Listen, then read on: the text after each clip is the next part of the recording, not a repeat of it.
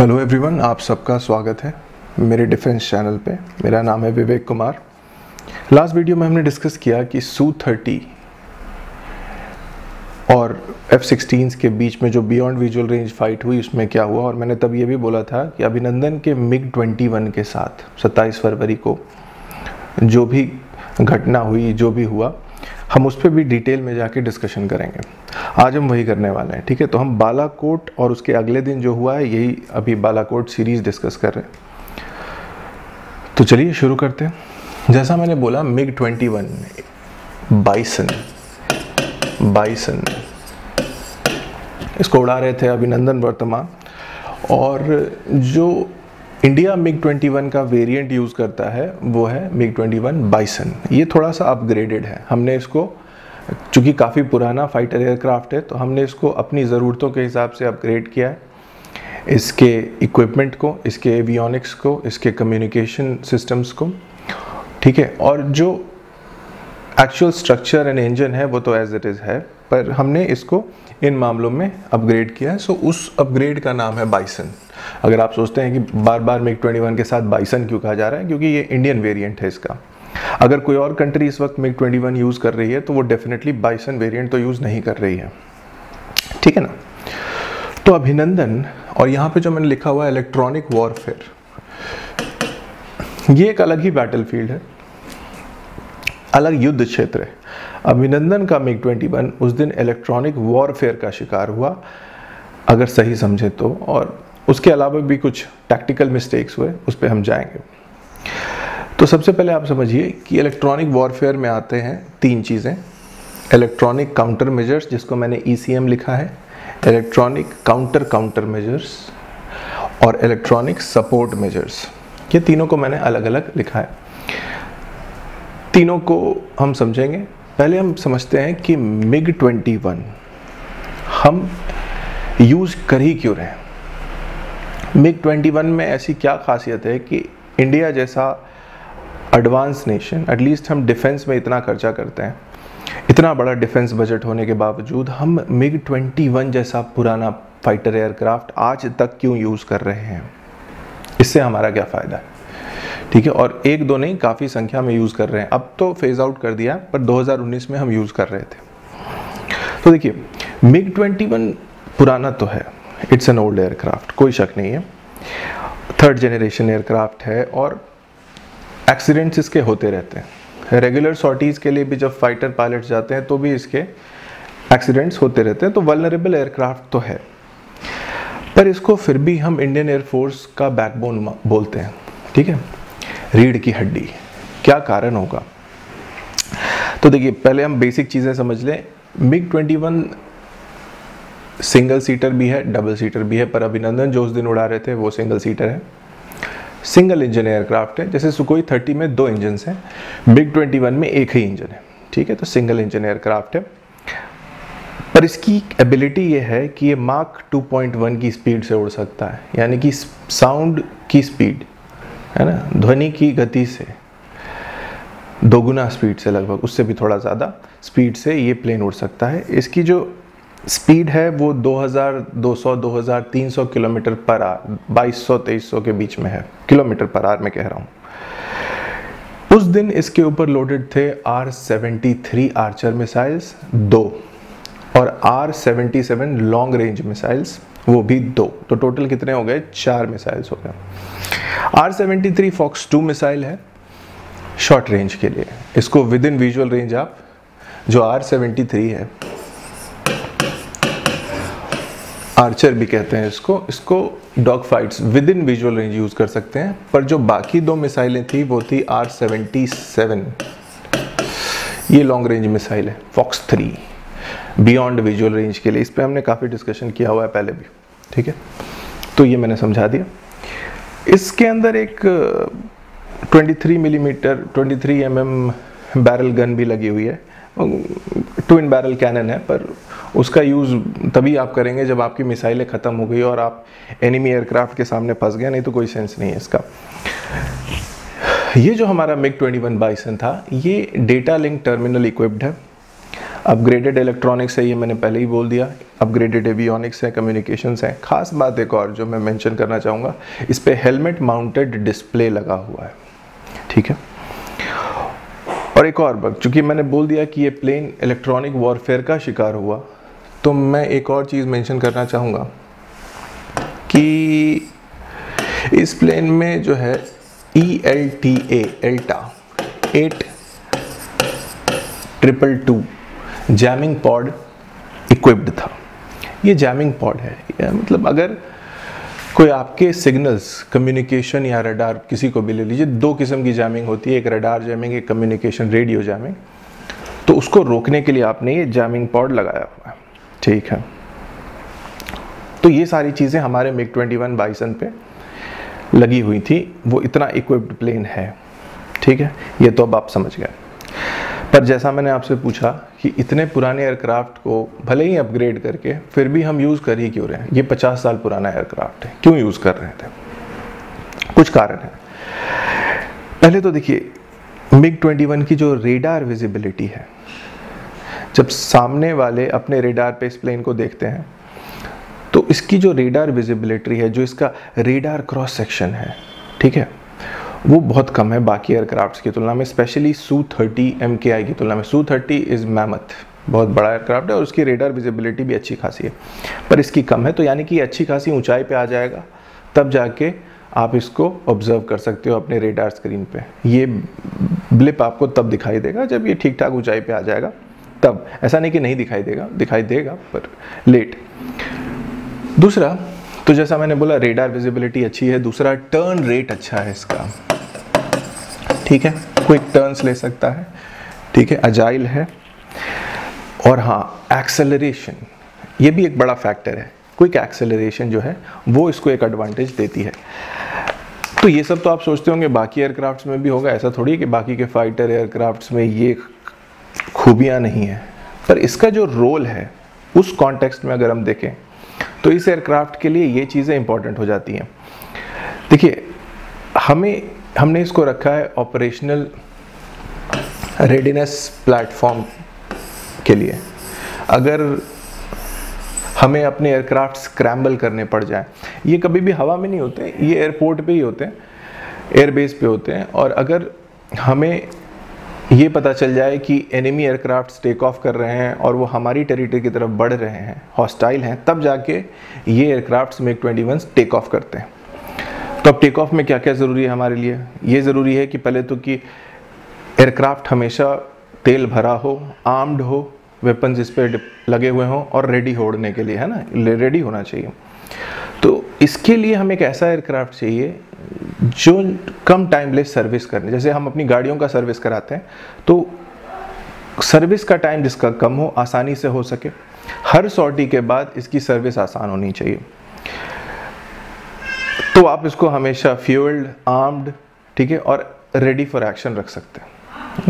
तो ऐसा एयरक्राफ्ट चाहिए, जो कि ये है MiG-21 बाइसन्स ऐसे हैं। तो इसके लिए हमने इसको अपने जितने भी हाई वैल्यू एसेट्स हैं, अब हाई वैल्यू एसेट क्या होता है ज़मीन पे हमारा, जैसे कि हमारा आर्म्स डेपो हो गया, फ्यूल डेपो हो गया, और भी खास स्ट्रेटेजिक टारगेट्स जो एनिमी जिस पे अटैक कभी भी कर सकता है, जो हमारे लिए कीमती हैं, वो हमारे, तो उनको बचाने के लिए हम इनको रखते हैं। तो ये क्विकली स्क्रैम्बल हो सकते हैं, जो शॉर्ट में मैंने बोला, ये सुपर फास्ट स्क्रैम्बल हो सकते हैं। जैसे ही हुटर बजा, ये रेडी हैं और ये 2 मिनट में टेक ऑफ कर जाएंगे, और इसीलिए हमने इनको रखा है। हाई स्पीड तो है ही है, इंस्टेंटेनियस क्लाइंब है, तुरंत एक अच्छे ऑल्टीट्यूड पे आ सकते हैं, ठीक है। तो उस दिन क्या हुआ होगा अब ज़रा, और बाकी जो Su-30 और मिराज हैं वो कैप रोल के लिए, कैप मतलब कॉम्बैट एयर पेट्रोल ड्यूटी है, वो पहले से हवा में होते हैं, और वो उसका रीज़न है कि उनका, क्या कह सकता हूँ, they have great range, endurance, sophisticated weapons हैं उन पे, वेपन से ज़्यादा सोफिस्टिकेटेड इलेक्ट्रॉनिक्स हैं उन पे, तो उनका काम डिफरेंट है। MiG-21 जैसे मैंने बताया, इनका काम डिफरेंट है। इनका काम है ORP में तैयार रहना, क्विकली स्क्रैम्बल करना, क्विकली एक अच्छी हाइट पे जाना और सामने वाले थ्रेट को न्यूट्रलाइज करना। आई होप इतना आपको समझ में आ गया होगा।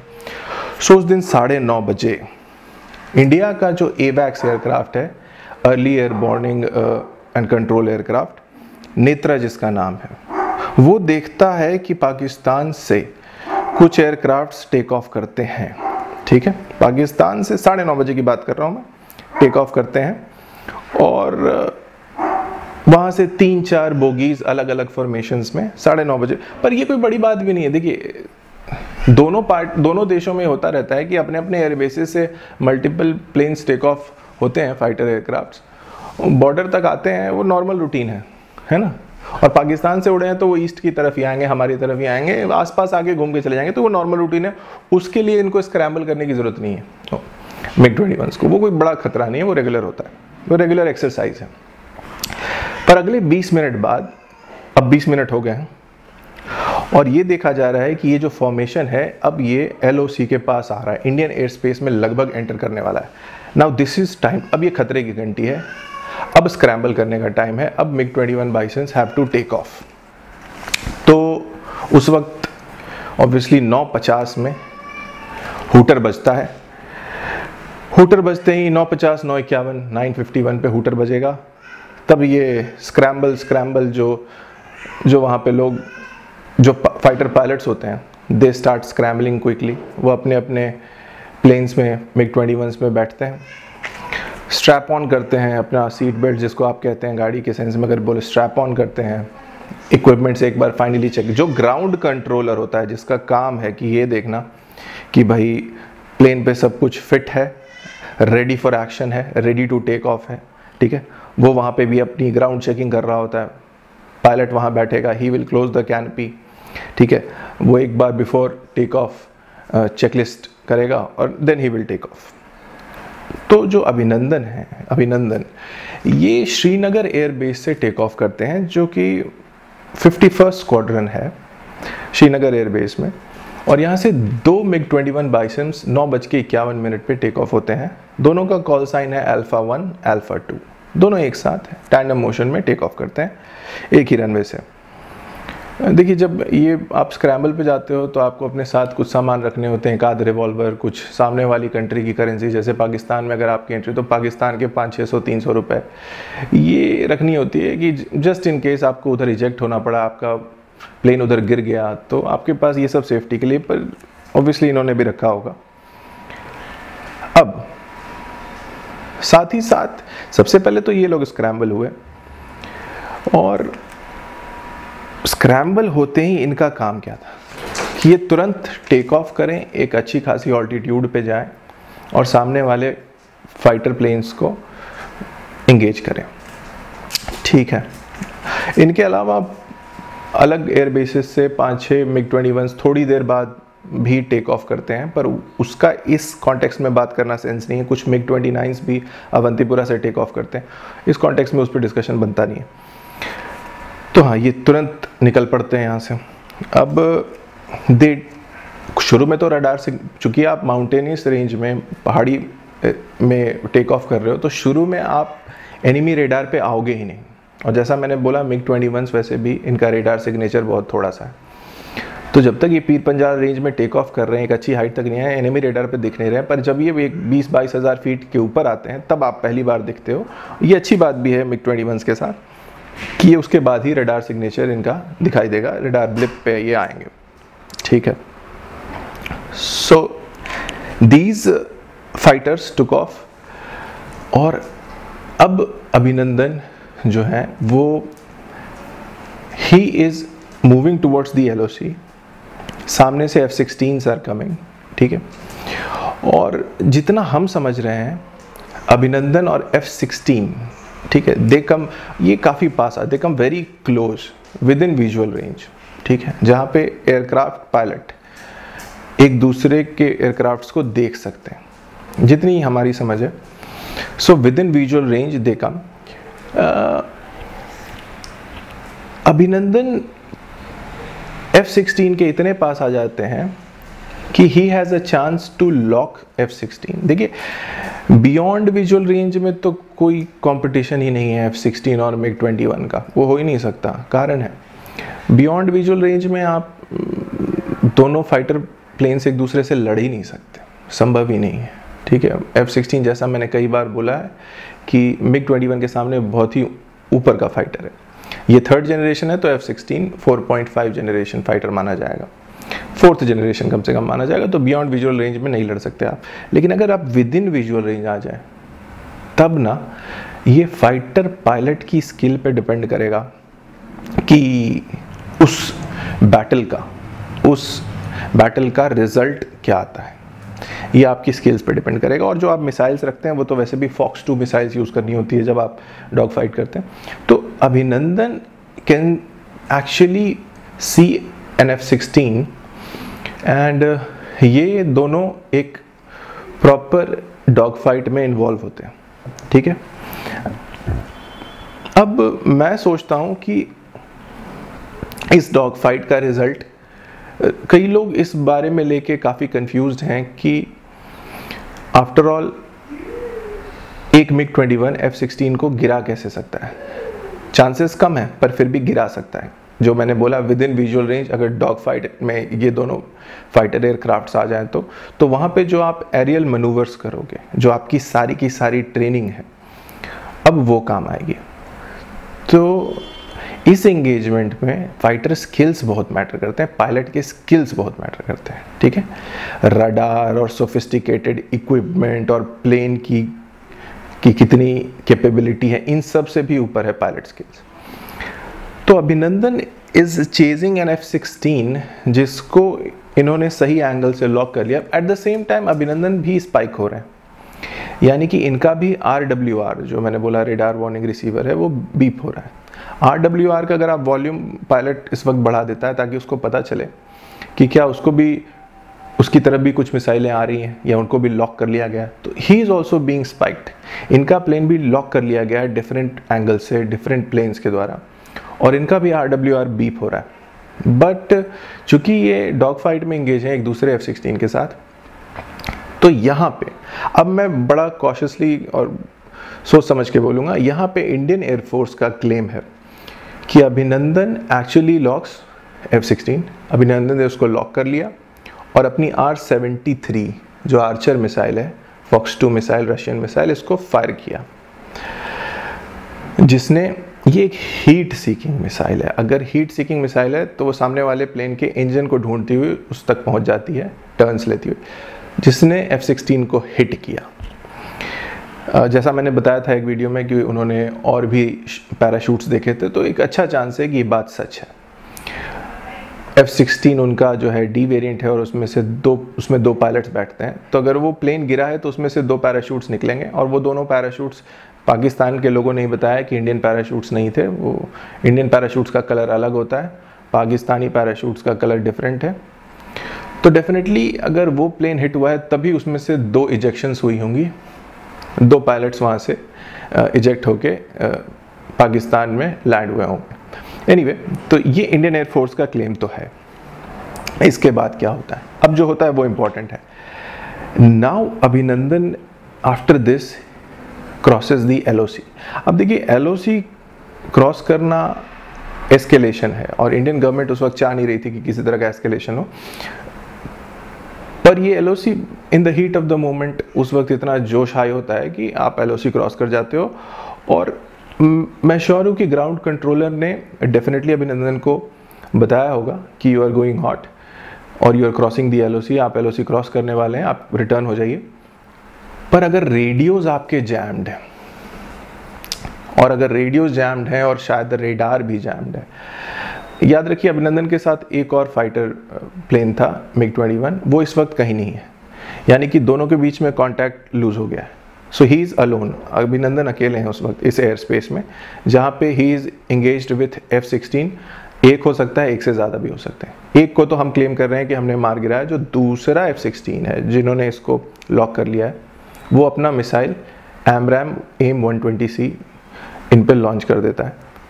नाउ ही इज़ इन्वॉल्व और इनका रेडियो जैम हो गया, ठीक है। सो जब आपका रेडियो जैम होगा तो आपको अपने रेडियो पे क्रैकलिंग साउंड सुनाई देगा, मतलब जैसे हमारा फ़ोन, हम लिफ्ट में जाएं या कहीं जाएं, हमारे फ़ोन पे जो आवाज़ है वो टूट टूट के आने, तो क्रैकल सुनाई देगा आपको अपने रेडियो पे, जिससे आपको पता चल गया कि आपके रेडियो को एनिमी ने जैम कर लिया है।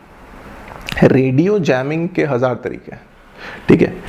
अगर मैं बताऊं तो जो रेडियो जैमर्स हैं वो इस प्रिंसिपल पे काम कर रहे हैं कि जो आपके ग्राउंड स्टेशन से आपके एयरक्राफ्ट तक रेडियो सिग्नल आ रही है, अगर उससे भी लाउडर सिग्नल आपके एयरक्राफ्ट को भेजी जाए जो ओरिजिनल सिग्नल के साथ इंटरफेयर हो, उसके बारे में मैं एक डिस्प्ले दे दूंगा जिससे आपको समझ में आए।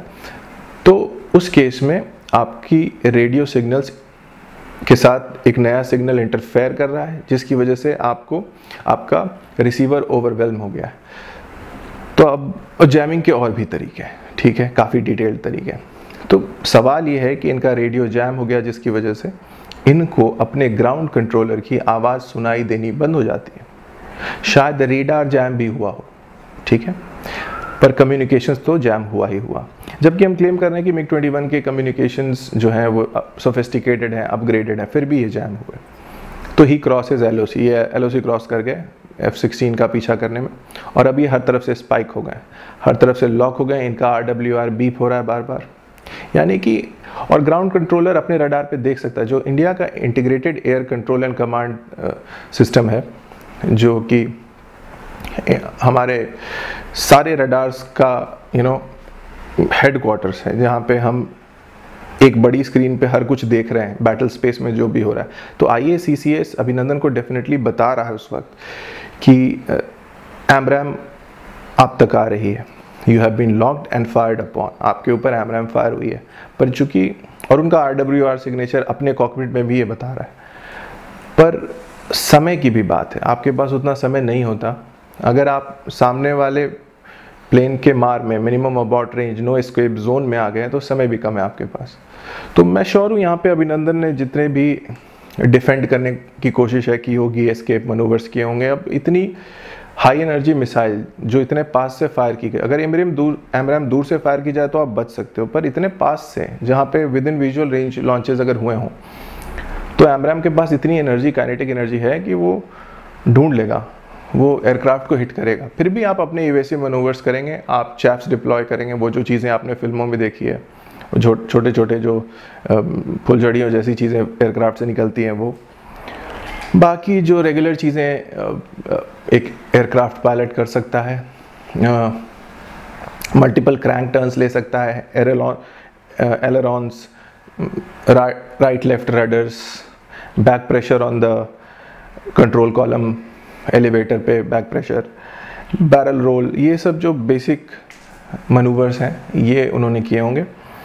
पर इसमें क्या है, अगर आप एक हायर एंगल ऑफ अटैक के लिए भी जाएं, अगर आप एयरक्राफ्ट को जो आप फिल्मों में देखते हैं कोबरा मनूवर या जो भी थोड़ा उठा भी दें, तो उसमें क्या है, you lose air speed.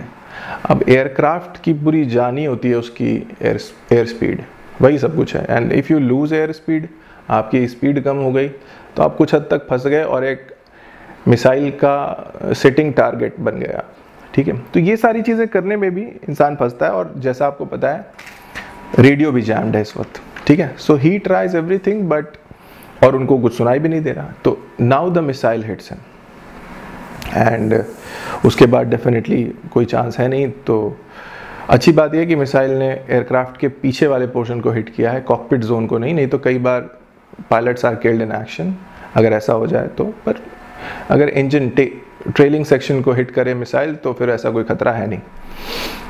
So he ejects. फिर क्या होता है, ग्राउंड से जब आप निकलते हैं तो आपकी इजेक्शन सीट में 4 पिन्स हैं, 2 तो ग्राउंड स्टाफ हटा देता है, 2 आपका काम है हटाना हो।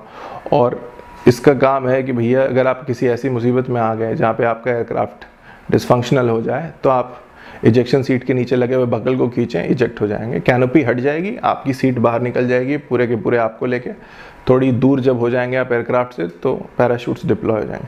पर ये इजेक्ट हुए, पर आपको बाकी तो न्यूज़ है, हम सबको पता है कि वो लैंड हुए पाकिस्तान ऑक्यूपाइड कश्मीर में, जहाँ पे लोगों ने उनको पकड़ लिया, और बाकी सारी कहानियाँ आपको पता है।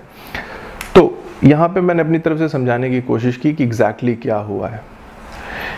With in visual range engagement हुई है F-16 और MiG-21 के बीच में, एक को इन्होंने हिट किया है, एक को, और एक मिसाइल आके MiG-21 को लगी है जो कि AMRAAM है।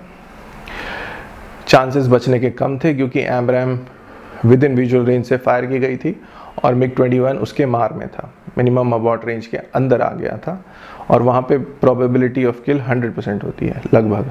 जितने पास से मारे जाएगी ये मिसाइल उतना कम चांस है बचने का, क्योंकि मिसाइल में इतनी एनर्जी होती है। अभिनंदन ने डेफिनेटली सारे एस्केप मैनूवर्स किए होंगे। अच्छा, क्या LOC क्रॉस करना गलत था? देखिए, उस वक्त जोश में, और क्या देश के लिए जोशीला होना गलत है, ये तो एक ऐसा आर्ग्यूमेंट है जिसमें कोई जा ही नहीं सकता। ठीक है, उस वक्त जो सिचुएशन थी, जिस तरह की एंगेजमेंट हो रही थी, वहाँ पे किसी को भी ये पता नहीं चलेगा कि एग्जैक्टली मतलब अवेयरनेस होती है, सिचुएशनल अवेयरनेस होती है, पर एक पायलट जिस किस्म की पोजीशन में है, जहाँ पे वो अकेले 2-3 F-16s के साथ एंगेज्ड है, वहाँ पे ये जज करना बिल्कुल गलत होगा। और दूसरी बात, और भी कई कारण रहे, सिचुएशनल अवेयरनेस इस बात से भी कम हुई कि रेडियोज जैम थे, कम्युनिकेशन जैम था, शायद रेडार भी जैम था, तो इससे और सिचुएशनल अवेयरनेस कम हुई। तो इसके कई कारण थे कि उन्होंने LOC क्रॉस किया। टारगेट अचीव भी किया इफ 1 F-16 वाज हिट, और जो एक 100% केपेबल फाइटर पायलट कर सकता है वो सारा कुछ किया, जो जिसकी ट्रेनिंग उसको दी जाती है, बचने के लिए भी और मारने के लिए भी। पर at the end of the day you can not beat physics, you can not beat aeronautical science. तो जो साइंस है वो यही कहती है, और मैंने इसको समझाया भी है कई बार, कि एक नो एस्केप जोन होता है जिसके बाहर आप रहेंगे तो बच भी सकते हैं, पर उसके अंदर आपका अगर एयरक्राफ्ट है, एक no escape zone of the missile उसके अंदर है, तो चांसेस कम है बचने के। तो वो हुआ। अब आखिरी सवाल कि अच्छे जैमर्स लगाने के बाद भी हम इलेक्ट्रॉनिक वॉरफेयर का शिकार क्यों हुए? ठीक है, जैसे मैंने आपको बताया था कि एल्टा 8222 ये जो है, ये जैमर लगा हुआ था MiG-21 पे, तो इसके तो कई कारण हैं। ठीक है, पहला कारण, हम जिसको अपग्रेड कह रहे हैं वो नाम मात्र अपग्रेड ही है। ठीक है, वो modern 5th generation 4th generation fighters जो कि इतने सोफिस्टिकेटेड हैं उनको न्यूट्रलाइज कर सके, या मॉडर्न जैमर्स, उनके जो जैमर्स होंगे पाकिस्तान के, उनको न्यूट्रलाइज कर सके, वो उस लेवल का नहीं होता। तो ये हमारे सीनियर्स को, कमांडर्स को पता होगा, या फिर पता होना चाहिए मेरी नज़र में। अपग्रेड्स हैं, पर वो MiG-21 के स्टैंडर्ड से अपग्रेड्स हैं। Modern standards, modern battle space में वो अपग्रेड्स उतने इफेक्टिव नहीं हैं। ठीक है, तो एक ये बहुत बड़ी प्रॉब्लम आ गई। दूसरी बात, इससे एक और चीज़ सीखने को मिल रही है कि हमें अपने इलेक्ट्रॉनिक काउंटर मेजर्स, इस पे कितना काम करना है। हमें इलेक्ट्रॉनिक वॉर, देखिए एक बैटल, मैंने शुरू में ही वीडियो के बता दिया, एक वॉरफेयर वो हो रही है जो हम देख सकते हैं, जहाँ पे प्लेन्स एक दूसरे का पीछा कर रहे हैं, एक दूसरे से बच रहे हैं, अपनी अपनी मिसाइलें लॉन्च कर रहे हैं, सारे एरोबैटिक मनूवर्स कर रहे हैं। एक बैटल स्पेस तो वो है, और एक बैटल स्पेस वो है जो हम देख ही नहीं पा रहे, जहाँ पे आपके रडार्स काम कर रहे हैं, जहाँ पे आपके कम्युनिकेशंस काम कर रहे हैं, और जहाँ पे साइबर सिक्योरिटी है। मैं थोड़ा सा साइबर वर्ड यूज़ कर रहा हूँ, ऐसा लगेगा जैसे कंप्यूटर्स, घर के कंप्यूटर्स की बात करें, लेकिन चूँकि इनमें भी लाइंस ऑफ कोडिंग ही होती है तो इसलिए मैं ये वर्ड यूज़ कर रहा हूँ। तो एक इलेक्ट्रॉनिक वॉरफेयर बैटल स्पेस है जो हम देख नहीं सकते, वहाँ पे भी हमारा जीतना बहुत ज़रूरी है। ठीक है, क्योंकि अगर आपके इक्विपमेंट्स ही जैम हो गए तो आपका सिचुएशनल अवेयरनेस, आपका बैटल स्पेस अवेयरनेस ख़त्म हो गया। आपको पता ही नहीं आप कहाँ हो, क्या कर रहे हो, आपका एनिमी किस हाइट पे है, आपका एनिमी क्या कर रहा है इस वक्त। ठीक है, आप अपने टारगेट को क्लियरली नहीं देख सकते, और ये सिचुएशनल अवेयरनेस चला जाना एक अंधे का कार चलाने जैसा होगा। ये इतनी बड़ी मुसीबत हो जाएगी बैटल स्पेस में। तो इसके लिए हम इक्विप्ड होने चाहिए मॉडर्न से भी मॉडर्न इलेक्ट्रॉनिक काउंटर मेजर्स के साथ। ठीक है, और उसके लिए बहुत सारे चेंजेस की ज़रूरत है इंडियन एयरफोर्स में, जो इस वक्त है। अगर यही, जैसा हमने देखा, Su-30 को जैम करना मुश्किल हुआ, मिराजेस को जैम करना मुश्किल हुआ, क्योंकि उनके जो कम्युनिकेशन सिस्टम्स हैं वो सोफिस्टिकेटेड मॉडर्न हैं, पर MiG-21 के साथ ऐसा नहीं था। तो इससे सीखने को तो काफ़ी कुछ मिल रहा है हमें, पर इसका डिस्कशन मैं अलग वीडियोस में करूँगा। सो आज के लिए बस इतना ही। धन्यवाद, थैंक यू सो मच।